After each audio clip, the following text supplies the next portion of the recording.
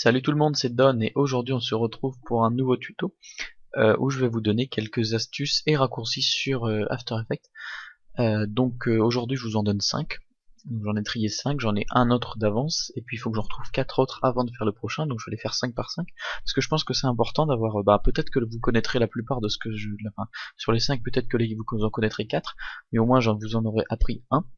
Parce que je pense que c'est important, ça permet de gagner surtout beaucoup de temps, c'est vraiment des raccourcis avant tout, et il y a également, donc ce sera pour le prochain tuto, un autre, qui peut être, un raccourci, une astuce qui peut être pratique pour certains effets. Donc déjà, on va se mettre tout de suite aux astuces du jour. Donc j'ai mon clip, je vais l'importer dans la composition, voilà. Donc imaginons, voilà, j'ai mon clip, donc qui est en entier, je veux dire, il y a 24 secondes de vidéo. Voilà, et moi je veux sélectionner par exemple que la partie avec la mouette. C'est exemple bidon. Alors je vais vous donner d'ailleurs une astuce gratos pendant que j'y pense, pour bien vous montrer. Donc là j'ai désélectionné mon clip et je vais appuyer sur la touche étoile pour mettre un petit marqueur. Donc ça c'est le début de ce que je veux. Bon d'habitude j'utilise pas, c'est juste pour bien vous montrer, pour sélectionner la zone. Et je vais aller à la fin, et à peu près ici, je vais rappuyer sur étoile, voilà, j'ai deux petits marqueurs. Je les ai sur la timeline générale, si vous cliquez sur un clip et que vous faites la même chose, vous l'aurez sur votre clip le marqueur. Donc perso j'utilise pas trop les marqueurs, mais tout simplement avec étoile vous avez un marqueur.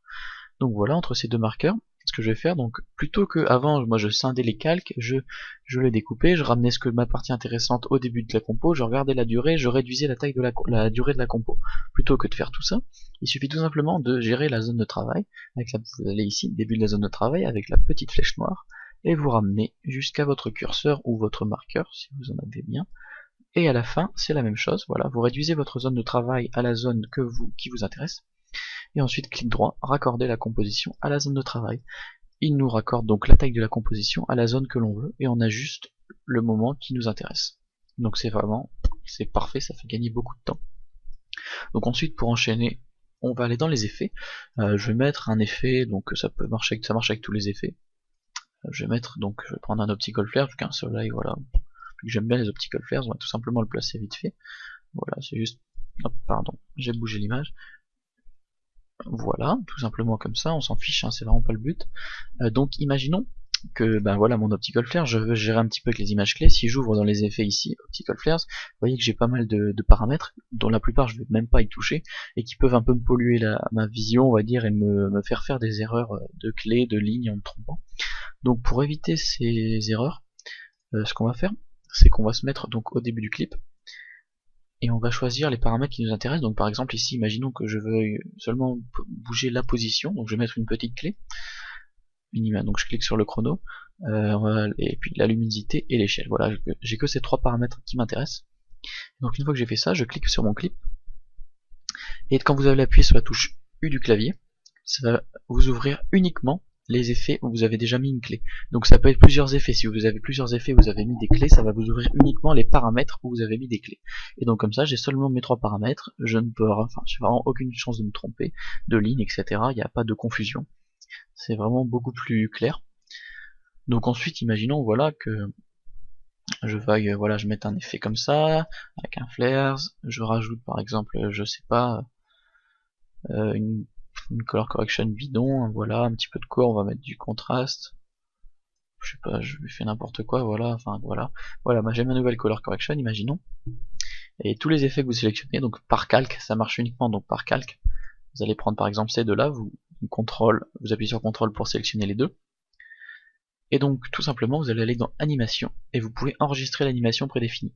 Donc vous choisissez un dossier, moi j'ai déjà fait, et vous allez pouvoir donner un nom, et ensuite quand vous allez rouvrir, donc je vais pas vous montrer que cet exemple là, mais donc si je les enlève, voilà, et que je vais dans moi animation, appliquer une animation prédéfinie, vous allez retrouver vos animations enregistrées, et par exemple si je mets celui-là, voilà, j'ai mis ma color correction, donc il y a deux optical flares et un magic bullet looks. Donc bien sûr ça marche que par calque, donc si vous avez plusieurs calques, vous pouvez marquer calque, le nom de l'effet 1, puis vous refaites pour le deuxième, pour le troisième, et donc ça va vous permettre d'amener vos effets avec vos paramètres préférés assez rapidement, et de façon beaucoup plus simple, plutôt que de recréer l'effet à chaque fois. Donc voilà, ça c'était une autre astuce. Ensuite, donc je vais enlever la color correction. Ensuite, pour aller au début d'un clip, donc imaginons que là, tout simplement, si je recrée une compo, et que je rajoute par exemple donc d'autres compos, voilà celle-là, et puis si je remets quelque chose d'autre rapide de préférence, voilà, imaginons ça c'est une compo, imaginons, voilà je les mets à la suite.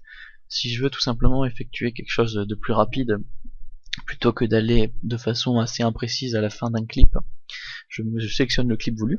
Si j'appuie sur la touche O du clavier, ça m'amène à la fin du clip, à la dernière image, et si j'appuie sur la touche I, ça m'amène au tout début, O et I, tout simplement. I pour le début, O pour la fin. Voilà. Et ensuite, je crois qu'on arrive à la dernière astuce, donc voilà, j'ai juste regardé mes notes pour voir si j'avais rien oublié. Donc la dernière astuce, alors ça je pense que c'est quelque chose de plus connu, donc on va retourner dans la composition, voilà. Donc c'est les raccourcis pour tout ce qui est transformation. Donc si vous êtes sur votre clip, je vais vous en montrer quelques-uns tout simplement. Si vous êtes sur votre clip, vous appuyez sur P, vous avez la position qui s'ouvre, vous appuyez sur S pour scale, l'échelle. Si vous appuyez sur O, opacity pour l'opacité, hop, ça va pas marcher. Pardon, pas sur O, sur T, excusez-moi, sur T, donc pour l'opacité. Ensuite, il y a d'autres raccourcis comme ça, donc moi, P, R pour la rotation, voilà. Tout simplement, ça va vous permettre de directement d'avoir l'effet voulu en appuyant simplement sur la touche qui est souvent la première lettre, sauf pour échelle en français qui est donc c'est le S pour scale en anglais, mais sinon c'est la, et puis pour l'opacité c'est T pour, je pense que c'est transparency. Voilà, tout simplement, donc P position, R rotation, S échelle, et j'ai dit quoi, voilà, T pour l'opacité. Puis il y en a sûrement d'autres, ça c'est les principaux que j'utilise. Donc voilà, c'en est fini pour ces petites astuces, j'espère que ça vous aura plu, que ça vous aura aidé. Si c'est le cas, laissez un like et puis n'hésitez pas à vous abonner à ma chaîne si ce n'est déjà le cas. Puis laissez un petit commentaire avec des suggestions pour les prochains tutos. Et puis j'essaierai, dès que j'ai des astuces qui me viennent en tête, je les note et puis je les ferai en tuto. Je les ferai en tuto pour vous aider un petit peu à gagner du temps et aussi à faire un travail de meilleure qualité. Donc voilà les gens, c'était Don, je vous dis à la prochaine pour un nouveau tuto. Ciao, bye.